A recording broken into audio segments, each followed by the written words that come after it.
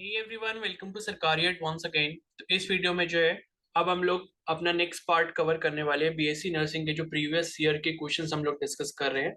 तो अभी तक जो है मैंने दो पार्ट ऑलरेडी डिस्कस कर लिए, जिसमें एक पार्ट में नर्सिंग एप्टीट्यूड के क्वेश्चंस हमने डिस्कस किए थे, एंड जो सेकंड वाला पार्ट मैंने अभी कल जो अपलोड किया था उसमें हमने फिजिक्स के 20 क्वेश्चंस को डिस्कस किया था। ठीक है, तो वो वीडियो थोड़ी सी लंबी हो गई है, लगभग 1 घंटे की वो वीडियो है। बट ये है कि 20 क्वेश्चंस को मैंने अच्छे से एक्सप्लेन किया, उसके पीछे के जो कॉन्सेप्ट्स यूज हुए हैं वो भी मैंने अच्छे से आपको एक्सप्लेन किया है। ठीक है, तो लाइक वो 20 क्वेश्चंस कहने में 20 क्वेश्चंस लग रहे हैं, लेकिन उसके पीछे जो आपने कॉन्सेप्ट्स को सीखा है उससे आप और भी ज्यादा क्वेश्चंस कर सकते हो अगर आप उन कॉन्सेप्ट्स को अच्छे से समझ जाते हो। ठीक है, तो अभी ये हमारा जो है थर्ड पार्ट है प्रीवियस ईयर क्वेश्चन पेपर का। तो इसमें हम लोग क्या करेंगे, जो बायोलॉजी के क्वेश्चंस पूछे गए हैं प्रीवियस ईयर में बीएससी नर्सिंग के एंट्रेंस एग्जाम में, उसको डिस्कस करने वाले हैं। ठीक है, तो यहाँ पर जो आप अपनी स्क्रीन के ऊपर पेपर देख रहे हो, क्वेश्चन पेपर, ये उत्तराखंड का बीएससी नर्सिंग एंट्रेंस एग्जाम का क्वेश्चन पेपर है 2023 का। ठीक है, और इसको एचएनबीयू यूनिवर्सिटी जो है वो कंडक्ट करवाती है, यानी कि हेमवती नंदन बहुगुणा यूनिवर्सिटी जो है ये उत्तराखंड में बीएससी नर्सिंग एंट्रेंस एग्जाम का क्वेश्चन पेपर कंडक्ट करवाती है। ठीक है, तो यहाँ पर क्या है, ये जो पेपर है इसमें टोटल 100 क्वेश्चन हैं। 20 हर सब्जेक्ट के हैं, फिजिक्स के, केमिस्ट्री के, बायो के 20 और उसके बाद 20 इंग्लिश के हैं और 20 जो है नर्सिंग एप्टीट्यूड के। तो नर्सिंग एप्टीट्यूड और फिजिक्स हमने डिस्कस कर लिया है, बायोलॉजी अभी हम लोग डिस्कस करेंगे, और बाकी अपकमिंग पार्ट्स में जो है हम लोग इंग्लिश और केमिस्ट्री भी डिस्कस करेंगे। ठीक है, तो जब हमारा 2023 का पेपर पूरा कंप्लीट हो जाएगा इस तरीके से पार्ट्स में, उसके बाद हम 2022 का पेपर फिर डिस्कस करेंगे। ओके, एंड बाकी आपको लाइक ये वीडियोस किस तरीके से लग रही है, अगर आपको अच्छी लग रही है तो आप मेरे को अपने जो भी रिव्यूज वगैरह हैं वो कमेंट सेक्शन में जरूर बताओ। एंड जो भी चीजें आपको एक्स्ट्रा चाहिए कि लाइक ये चीज मेरे को और करवानी चाहिए, तो उसके बारे में भी आप मेरे को कमेंट सेक्शन में बोल सकते हो। बाकी बहुत सारे कैंडिडेट्स बोल रहे थे कि यूपीपीएससी नर्सिंग के लिए प्रिपेयर करवा दो, तो उसके लिए जल्दी ही वो सीरीज भी जल्दी स्टार्ट हो जाएगी। एंड मैं जो अभी प्लान कर रहा हूँ वो इंग्लिश आपका करवाने की सोच रहा हूँ। ठीक है, इंग्लिश पे एक रेगुलर क्लास हम लोग स्टार्ट करने वाले हैं, मोस्ट प्रोबेबली वो 1 जनवरी से स्टार्ट हो जाएगी। ठीक है, तो मान लो अगर आपको फिजिक्स और नर्सिंग एप्टीट्यूड के क्वेश्चंस देखने, जिस पर मैं वीडियो ऑलरेडी अपलोड कर चुका हूँ, तो वो वीडियोस जो है वो आपको एक प्लेलिस्ट में मिल जाएगी। उस प्लेलिस्ट का लिंक जो है वो आपको कमेंट सेक्शन में मिल जाएगा। ठीक है, BSc nursing previous year question paper playlist करके जो है एक लिंक आपको मिल जाएगा कमेंट सेक्शन में, वहां से जाके आप चेकआउट कर सकते हो। तो अभी यहाँ पर क्वेश्चन नंबर 51 से लेके जो यहाँ पर आपके 60 तो सॉरी 70 तक जो क्वेश्चन है, ठीक है, नहीं 51 से नहीं है, एक सेकेंड मेरे को चेक करना पड़ेगा, 61 से है। ठीक है, तो 61 से लेके 80 नंबर तक के जो क्वेश्चंस हैं वो यहाँ पर आपके बायोलॉजी के क्वेश्चंस पूछे गए हैं, तो उनको हम लोग एक बार यहाँ पर डिस्कस करने वाले हैं। ठीक है, तो मैं क्या करता हूँ, ये प्रीवियस एनोटेशंस को हटा देता हूँ, ये फिजिक्स के लिए हमने यूज करा था, तो इसको रिमूव कर देता हूँ, और उसके बाद 1 बाय 1 करके हम लोग बायो के जो 20 क्वेश्चन इस एग्जाम में पूछे गए थे उसको डिस्कस करने वाले हैं। ठीक है, एंड बाकी अगर आप चैनल पर नए हैं तो आप चैनल को जरूर सब्सक्राइब कर लें, बेल आइकन को प्रेस कर लें, सो दैट फ्यूचर में भी आपको इस तरीके की हेल्पफुल वीडियोस मिलती रहे। एंड बाकी जब जो भी आपके नर्सिंग और पैरामेडिकल के एंट्रेंस एग्जाम होते हैं, या फिर एएनएम जेएनएम के एंट्रेंस एग्जाम होते हैं, या नीट हो गया, या फिर कोई भी ऐसा एग्जाम जो आपके मेडिकल बैकग्राउंड से या बायोलॉजी के बैकग्राउंड से रिलेटेड है, तो उन सभी पर जो है मैं वीडियोस अपलोड करता रहता हूँ। ठीक है, तो उसके रिगार्डिंग जो है आपको सारी इन्फॉर्मेशन यहाँ पर मिलती रहेंगी। ठीक है, तो चलिए स्टार्ट कर लेते हैं। तो यहाँ पर 61st क्वेश्चन जो है, मतलब अभी हमारा बायो का जो फर्स्ट क्वेश्चन है वो है which one of the following is correct. तो इसमें ये कुछ चार आपको ऑप्शंस दिए हैं जो कि आपके ब्लड कंपोजिशन से रिलेटेड है। ठीक है, तो निम्न में से कौन सा सत्य है, हिंदी में भी यहाँ पर लिखा हुआ है। तो ये बेसिकली जो क्वेश्चन पूछा गया है, ये जो आपका ब्लड सर्कुलेशन वाला चैप्टर है ह्यूमन फ्यूजर का, उससे पूछा गया है। बेसिकली ब्लड के कंपोजिशन के बारे में आपको यहाँ पर नॉलेज होनी चाहिए। तो यहाँ पर जो करेक्ट आंसर होगा वो आपका हो जाएगा बी वाला। ठीक है, जिसमें लिखा है कि blood is equal to plasma plus RBC plus WBC plus platelets. ठीक है, तो ब्लड का अगर आप एक्चुअल कंपोजिशन की बात करो तो उसमें क्या क्या चीजें होती हैं, प्लाज्मा होता है, ठीक है, आरबीसी होता है, डब्ल्यूबीसी होता है, प्लेटलेट्स होता है। क्लियर है, और बाकी की जो स्टेटमेंट्स है वो सारे के सारे गलत है, बाकी वो सब जो है वो सही तरीके से नहीं लिखे हैं यहाँ पर। ठीक है, तो ऑप्शन बी जो है वो यहाँ पर करेक्ट आंसर हो जाएगा, रक्त is equal to plasma plus RBC plus WBC plus पट्टिकाणु। ठीक है, यानी कि प्लेटलेट्स। और आप मेरे को कमेंट सेक्शन में जरूर एक बात बताओगे कि व्हाट इज सीरम, सीरम हम किसे कहते हैं। ठीक है, तो कमेंट सेक्शन में आप बताओगे तो like I will be so happy कि आप लोग जो है थोड़ा ध्यान दे रहे हो। एंड उसके बाद नेक्स्ट क्वेश्चन है यहाँ पे 62nd, in which organism female is homogametic and also have one chromosome more than male. ठीक है। तो बेसिकली क्वेश्चन यहाँ पर ये पूछा गया है, लाइक जो आपके सेक्स क्रोमोसोम्स होते हैं उनके रिगार्डिंग ये क्वेश्चन पूछा गया है कि कौन सा इन चारों ऑप्शन में से ऐसा ऑर्गेनिज्म है जिसमें फीमेल होमोगैमेटिक होता है। फीमेल होमोगैमेटिक का मतलब ये होता है कि उसके जो दोनों क्रोमोसोम्स हैं वो सेम होते हैं। जैसे कि अगर आप ह्यूमंस की भी बात करोगे तो ह्यूमन फीमेल में भी जो दोनों क्रोमोसोम्स होते हैं सेक्स क्रोमोसोम वो एक्स एंड एक्स होते हैं। एंड मेल में कैसे होते हैं, एक्स एंड वाई होते हैं ह्यूमन के केस में। तो मेल वाले जो ये कैसे हैं, हेट्रोक्रोमैटिक हैं, एंड फीमेल ह्यूमन में कैसे हैं, होमोक्रोमैटिक हैं। तो उसी तरीके का कंडीशन यहाँ पे दिया है कि ऐसा इनमें से कौन सा ऑप्शन है जिसमें फीमेल होमोक्रोमैटिक होते हैं एंड उसके पास एक क्रोमोसोम ज्यादा होता है इन कंपैरिजन टू मेल। यानी कि जो मेल ऑर्गेनिज्म है इनमें से चार ऑप्शन में से उसका जो मेल वाला होगा उसमें उससे क्या होता है, एक क्रोमोसोम ज्यादा होता है। ठीक है। तो इसका जो करेक्ट आंसर यहाँ पर होगा वो होगा ऑप्शन डी, यानी कि ग्रास ऑपर। हिंदी में भी बता देता हूँ, किसी जीव में मादा समयुग्मी यानी कि होमोगैमेटिक होती है तथा उसमें नर से एक गुणसूत्र अधिक होता है। तो इसका करेक्ट आंसर हो जाएगा टिड्डा यानी कि ग्रास ऑपर। ग्रास ऑपर जो होता है उसके केस में क्या होता है, बेसिकली जो यहाँ पर सेक्स क्रोमोसोम की कॉन्फ़िगरेशन होती है, फीमेल के केस में एक्स एक्स से रिप्रेजेंट करते हैं हम, और जो मेल होता है उसमें एक्स ओ से रिप्रेजेंट किया जाता है। ये ओ का मतलब होता है नल, यानी कि दूसरा वाला है ही नहीं, सिर्फ एक है मेल में, वो है एक्स। ठीक है। तो यहाँ पर फीमेल के दो हो गए, मेल का एक हो गया। एक्स के साथ ओ जो लिखा है, ओ मतलब दो दो के पेयर में लिखते हैं इसलिए ओ लिख दिया। ओ का मतलब है नल, कि उसके साथ दूसरा वाला पेयर वहां पर प्रेजेंट नहीं होता। तो ऑप्शन डी जो है इसका करेक्ट आंसर हो जाएगा। ठीक है। फिर नेक्स्ट क्वेश्चन है यहाँ पे, विच of the following is rich in protein.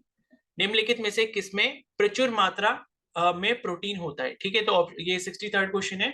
तो इनमें से प्रोटीन किसमें होता है, ये सारे जो आपको दिए गए ये आपके प्लांट किंगडम के सारे मेंबर्स हैं, यूलोथ्रिक्स, नॉस्टॉक, क्लोरेला, स्पार वगैरह। ठीक है, एल्गी वगैरह ये।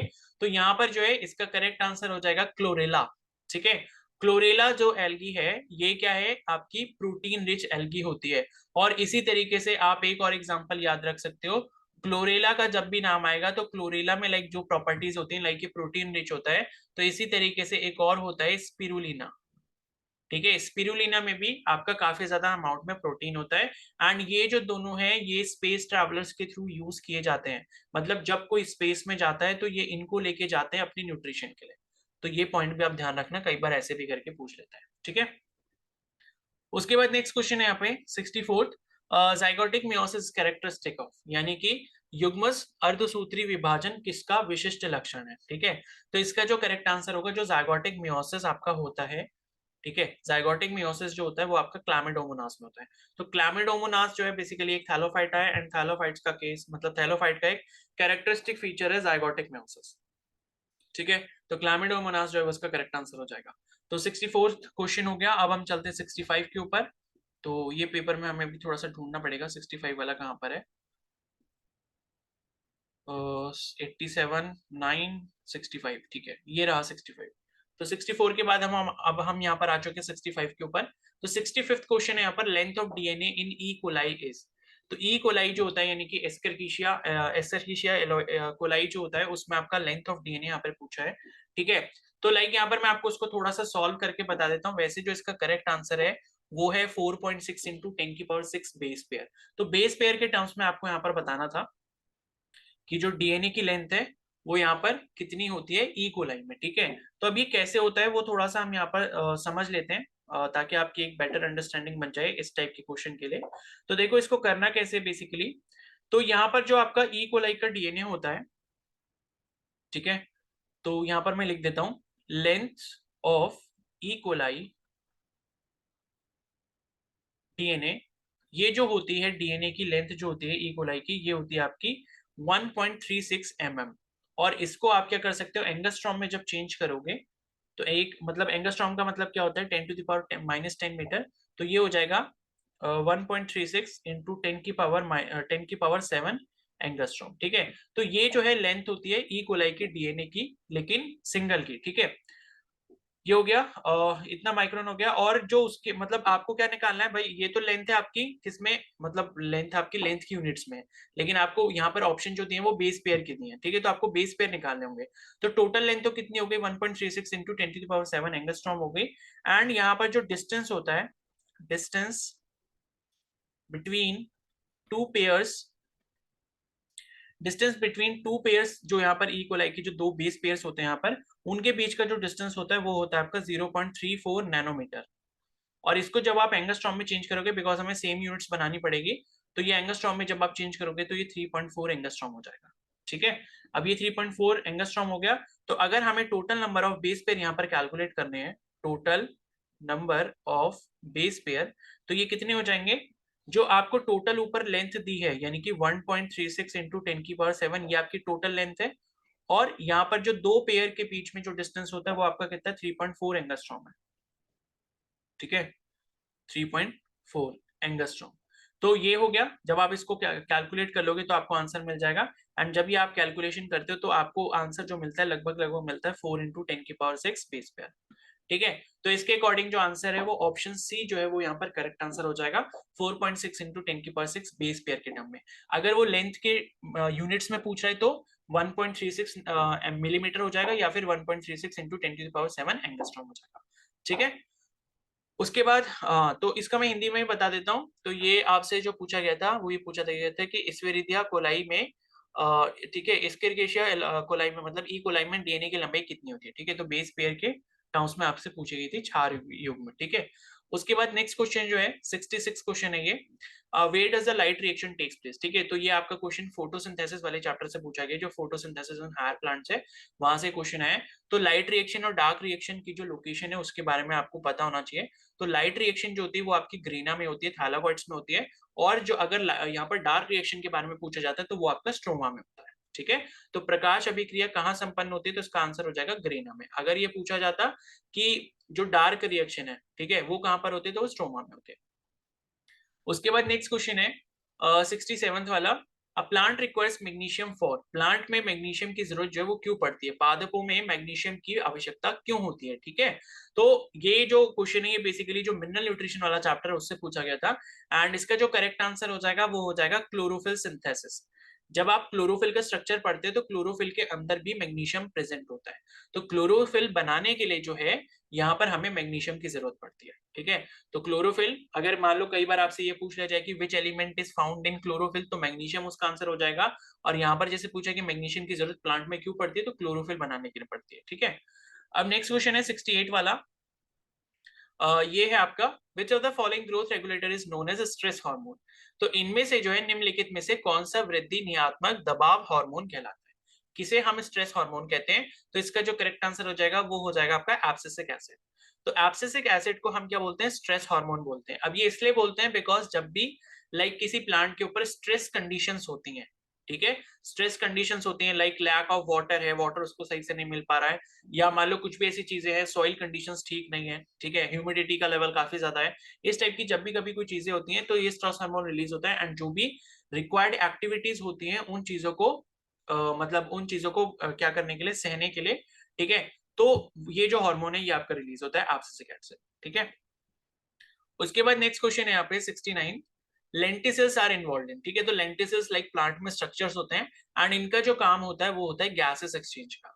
ठीक है, तो लेंटिसेल्स का कार्य क्या होता है, गैस विनिमय, यानी कि गैसेस एक्सचेंज में ये हेल्पफुल होते हैं, कौन, लेंटिसेल्स। ठीक है, नेक्स्ट क्वेश्चन है 70th वाला, तो best material for the study of mitosis in laboratories, यानी कि प्रयोगशाला में समसूत्रण का अध्ययन हेतु सबसे उपयुक्त सामग्री कौन सी है।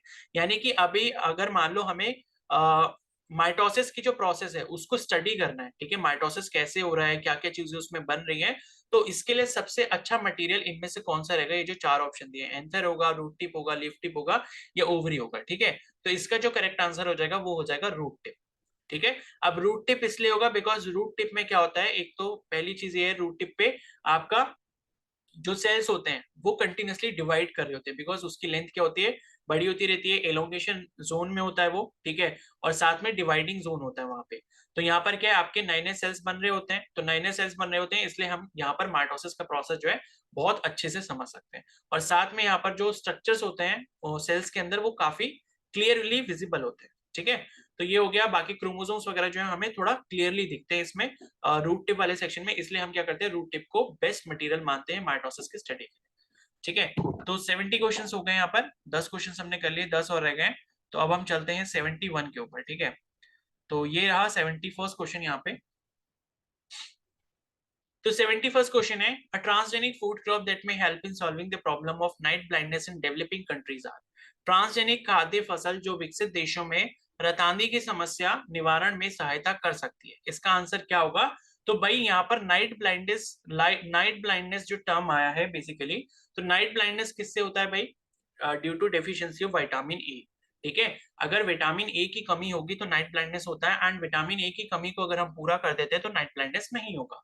तो इसका जो करेक्ट आंसर हो जाएगा वो ऑप्शन सी हो जाएगा, गोल्डन राइस। ये आपका जो बायोटेक वाला यूनिट है, बायोटेक वाले जो चैप्टर्स हैं उसमें से क्वेश्चन पूछा गया है। तो गोल्डन राइस जो है वो एक तरीके की स्पीशीज है, लाइक राइस की वैरायटी है जिसमें विटामिन ए की जो मात्रा है वो काफी ज्यादा होती है। ठीक है, तो अगर हम उसको यूज करते हैं तो नाइट ब्लाइंडनेस की जो प्रॉब्लम है वो सॉल्व हो सकती है डेवलपिंग कंट्रीज में। क्लियर है? ठीक है, फिर नेक्स्ट क्वेश्चन है यहाँ पे, which enzyme is used in the unwinding of DNA. यानी कि डीएनए का जो स्ट्रक्चर होता है या जो डीएनए के आपके क्या बोलते हैं मतलब थ्रेड्स होते हैं, उनको खोलने के लिए, उनको अनवाइंड करने के लिए कौन सा एंजाइम इसमें से यूज किया जाता है। ठीक है, तो लाइक जब आपका ट्रांसक्रिप्शन वगैरह का जो भी प्रोसेस होता है, ठीक है, ट्रांसलेशन वगैरह जो भी आगे होता है, उससे पहले हमको क्या करना पड़ता है? डीएनए को खोलना पड़ता है। या मान लो हमें क्या करना है, डीएनए ट्रांसफर करना है तो उसको लाइक ओपन करना पड़ेगा। तो अनवाइंडिंग जो होती है डीएनए की, उसमें कौन सा जो इसमें एंजाइम है वो आपका हेल्पफुल रहता है। तो डीएनए के घुमावों को खोलने में प्रयुक्त होने वाला एंजाइम कौन सा है? तो इसका जो करेक्ट आंसर हो जाएगा वो हो जाएगा हेलिकेस। ठीक है, तो हेलिकेस एंजाइम जो है वो अनवाइंडिंग ऑफ डीएनए में यहाँ पर काम आता है। ठीक है, एंड इसके बाद नेक्स्ट क्वेश्चन है 73rd वाला। तो 73rd क्वेश्चन है, what is common among silverfish, scorpion, crab and honey bee. तो ये चार ऑर्गेनिजम्स के नाम आपको दिए हैं। पहला है सिल्वरफिश, फिर स्कॉर्पियन है, फिर क्रैब है, फिर हनी बी है। यानी कि सिल्वरफिश, बिच्छू, केकड़ा एवं मधुमक्खी में पाया जाने वाला लक्षण इनमें से कौन सा है? तो इसका देखो करेक्ट आंसर जो हो जाएगा वो हो जाएगा जॉइंटेड लेग्स, या आप बोल सकते हो जॉइंटेड अपेंडेजेस, यानी कि संयुक्त पाद। ठीक है, तो इसका मतलब क्या है? जॉइंटेड लेग्स का मतलब क्या है भाई? ये जो चार आपके ऑर्गेनिज्म दिख रहे हैं इनमें सभी में क्या होती है? जॉइंटेड लेग्स होती हैं। एंड जॉइंटेड लेग्स वाले जो ऑर्गेनिज्म होते हैं किस फाइलम में पाए जाते हैं, ये आप मेरे को कमेंट सेक्शन में बताओगे। ठीक है, सो दैट मेरे को पता लगे कि आपके पास कितनी नॉलेज है। तो यहाँ पर जिसमें जॉइंटेड लेग्स या जॉइंटेड अपेंडेजेस होती हैं, ये किसका कैरेक्टरिस्टिक फीचर होता है, कौन से फाइलम का होता है, उस फाइलम का नाम आप मेरे को कमेंट सेक्शन में लिखकर बताओगे। ठीक है, एंड इसके बाद नेक्स्ट क्वेश्चन है 74th। तो 74th क्वेश्चन है, विच of the following is common among mammals. इनमें से कौन से ऐसे कैरेक्टरिस्टिक्स है जो मैमल्स में कॉमन होता है? सभी स्तनधारियों में पाया जाने वाला कौन सा गुण है, ये आपको बताना है। तो इसका जो करेक्ट आंसर हो जाएगा वो हो जाएगा ऑप्शन बी, यानी कि दे हैव 7 सर्विकल वर्टिब्रे, यानी कि उनके पास 7 ग्रीवा करोरूक हैं। ठीक है, इसका मतलब ये कि जो भाई ये सर्विकल वर्टिब्रे होती हैं वो 7 इन नंबर्स होती हैं सारे के सारे मैमल्स में। लेकिन आपको ये भी ध्यान रखना है कि इसके दो एक्सेप्शंस भी हैं, वो मैं आपको अलग से मतलब एज पर मतलब जो नॉलेज है उसके लिए बता दे रहा हूँ कि दो एक्सेप्शंस भी हैं यहाँ पे। ठीक है, मतलब सारे मैमल्स का ये कैरेक्टरिस्टिक्स होता है कि उनमें 7 सर्विकल वर्टिब्रे होती है, लेकिन उसके साथ साथ यहाँ पर दो एक्सेप्शन हैं। दो एक्सेप्शन कौन है? पहला है स्लॉथ। तो स्लॉथ जो ऑर्गेनिजम्स होते हैं उनमें ये चीज नहीं होती, उनमें 5 से 7 तक वेरी करते हैं। ठीक है, करेक्ट 7 नहीं होते। और दूसरा जो है वो मैटनी करके है। ठीक है, एक बार देख लेना, इसको स्पेलिंग में भी थोड़ा इधर उधर हो सकता है। तो मैटनीस करके कुछ ऑर्गेनिजम्स होते हैं। ठीक है, एंड इनमें जो है आई थिंक 6 होते हैं, ये 6 सर्विकल पेयर्स होते हैं। तो ये तो इसके एक्सेप्शन है, तो इनको भी आप ध्यान रखना। ठीक है, तो ये 74th क्वेश्चन हो गया। फिर 75th क्वेश्चन है, नेक्स्ट क्वेश्चन हमारा ये है, विच of the following human organ is often called the graveyard of RBC. ठीक है, लाइक ये क्वेश्चन देखो ना, ये 100% आपके एग्जाम में हर साल आता ही आता है। तो इस क्वेश्चन को दिमाग में छाप कर रख लेना, क्योंकि ये क्वेश्चन आपका अगले साल भी बीएससी नर्सिंग में पूछा जा सकता है। बीएससी नर्सिंग के साथ साथ आपकी जितने भी मेडिकल फील्ड से रिलेटेड एग्जाम है या जिसमें बायो का सेक्शन आता है उसमें ये क्वेश्चन आपको मिल ही जाता है। ठीक है, चाहे वो नीट का एग्जाम हो, नीट में भी कई बार ये पूछा गया है। और मान लो आपका सीयूईटी का एग्जाम हो जिसमें आपका बायो का सेक्शन आएगा, या पैरामेडिकल का एग्जाम हो, या जीएनएम का एग्जाम हो, तो ये क्वेश्चन यहाँ पर पूछ ही लिया जाता है। तो इसका जो करेक्ट आंसर हो जाएगा वो हो जाएगा आपका स्प्लीन। ठीक है, तो निम्नलिखित मानव अंगों में से कौन सा प्राय लाल रक्त कणिकाओं का कब्रिस्तान कहलाता है? तो ग्रेवयार्ड ऑफ आरबीसी जो है हम स्प्लीन को कहते हैं, यानी कि प्लीहा को। ठीक है, अब नेक्स्ट क्वेश्चन है 76। The ornithine cycle removes two waste product from the blood in the liver, they are. तो ऑर्निथिन साइकिल एक बार आप जरूर पढ़ लेना, क्या होता है, किस तरीके का क्या क्या प्रोसेस होता है इसमें। तो ये पूछा गया है कि जो भाई ऑर्निथिन साइकिल होती है वो कौन से ऐसे दो वेस्ट प्रोडक्ट है जो हमारी बॉडी में से जो है निकालती है, मतलब ब्लड में से निकालती है, लेकिन कहाँ पर, लिवर के अंदर, मतलब लिवर के अंदर उनको प्योरीफाई करती है जो ब्लड में होते हैं। कौन से होते हैं? तो इसका करेक्ट आंसर हो जाएगा आपका CO2 एंड अमोनिया। तो कार्बन डाइऑक्साइड और अमोनिया ऐसे दो वेस्ट प्रोडक्ट है जिनको बॉडी में से रिमूव किया जाता है हमारे लिवर के थ्रू, ये भी आपको ध्यान रखना है। ऑर्निथिन साइकिल में कौन सा ऑर्गन इन्वॉल्व होता है? लिवर होता है, ठीक है। तो ऑर्निथिन चक्र द्वारा यकृत में रुधिर से हटाए जाने वाले अपशिष्ट पदार्थ हैं, कौन से हैं? CO2 एवं अमोनिया, ठीक है। तो ये हो गया आपका 76 क्वेश्चन। अब हम चलते हैं 77 के ऊपर, 4 क्वेश्चंस रह गए हमारे। 46 से ये रहा 77, ठीक है। तो इसको मैं थोड़ा सा ऊपर से हटा देता हूँ ये। तो 77 क्वेश्चन ये रहा, elbow joint is an example of, कोहनी का जोड़ जो है वो किस प्रकार का उदाहरण है, ये क्वेश्चन आपसे पूछा गया है। तो इसका करेक्ट आंसर हो जाएगा यहाँ पर हिंज जॉइंट, ठीक है।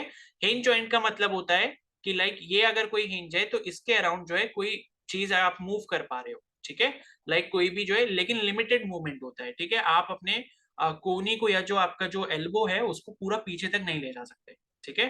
तो उसमें लाइक लिमिटेड मूवमेंट होता है। तो हिंज जॉइंट जो है, यानी कि हिंज जॉइंट इसका जो है वो करेक्ट आंसर हो जाएगा। एल्बो जॉइंट जो वो आपका हिंज जॉइंट का एक एग्जांपल है, ठीक है। अलग अलग टाइप के जॉइंट होते हैं, जैसे ग्लाइडिंग जॉइंट हो गया, बॉल एंड सॉकेट जॉइंट हो गया, पाइवट जॉइंट हो गया, ठीक है। अगर आप मेरे को बता पाओ तो बॉल एंड सॉकेट जॉइंट का एग्जांपल बताना कमेंट सेक्शन में क्या होता है, ठीक है। अब नेक्स्ट क्वेश्चन है, in old age the vision of eye becomes dim, it is due to. तो क्या है कि वृद्धावस्था में आंखों की रोशनी जो है वो कम हो जाती है, इसका क्या कारण हो सकता है, ठीक है। तो इसका जो करेक्ट आंसर है वो हो जाएगा कैटरैक्ट। तो कैटरैक्ट जो होता है इसकी वजह से जो ओल्ड एज पीपल होते हैं, ओल्ड एज वाले लोग जो होते हैं, उनकी जो आंखों की दृष्टि है वो कम हो जाती है, रोशनी कम हो जाती है, ठीक है। अब नेक्स्ट क्वेश्चन है 79।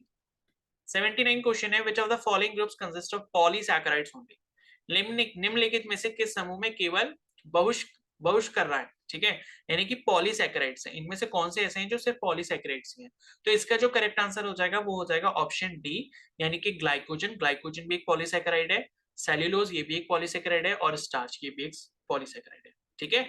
बाकी अगर आप देखोगे तो आपको यहाँ पर डाइसैकेराइड और मोनोसैकेराइड मिल जाएंगे बाकी तीन, मतलब कुछ के साथ पॉलीसैकेराइड भी है लेकिन मोनोसैकेराइड और डाइसैकेराइड भी मिल जाएंगे, ठीक है। अब हमारा आ जाता है लास्ट क्वेश्चन बायोलॉजी का, जो कि इस वीडियो का लास्ट क्वेश्चन है।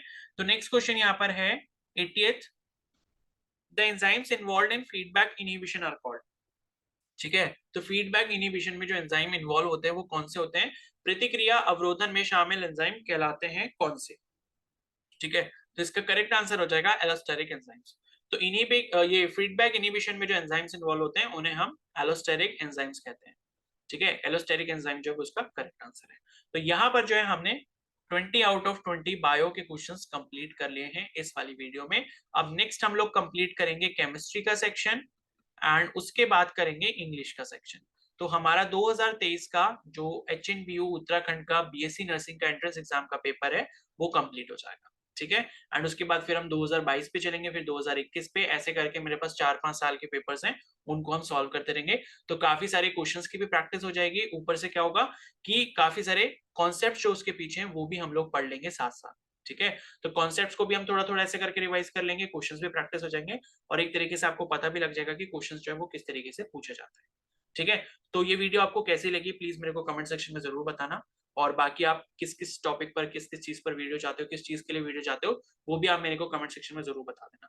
और बाकी के जो दो पार्ट मैंने करवाए हैं, आपका नर्सिंग एप्टीट्यूड का और फिजिक्स का, उसको अगर आपने देखना है तो कमेंट सेक्शन में आपको प्लेलिस्ट का लिंक मिल जाएगा, वहां से जाके आप चेकआउट कर सकते हो। बाकी अगर आप चैनल पर नए हो तो सब्सक्राइब जरूर कर लेना, ठीक है। एंड अगर ये वीडियो आपको हेल्पफुल लगी तो प्लीज को जरूर लाइक कर देना, एंड अपने दोस्तों के साथ भी इस वीडियो को शेयर कर सकते हो जो BSc नर्सिंग या पैरामेडिकल की प्रिपरेशन कर रहे हैं। Okay, so thank you and have a nice day.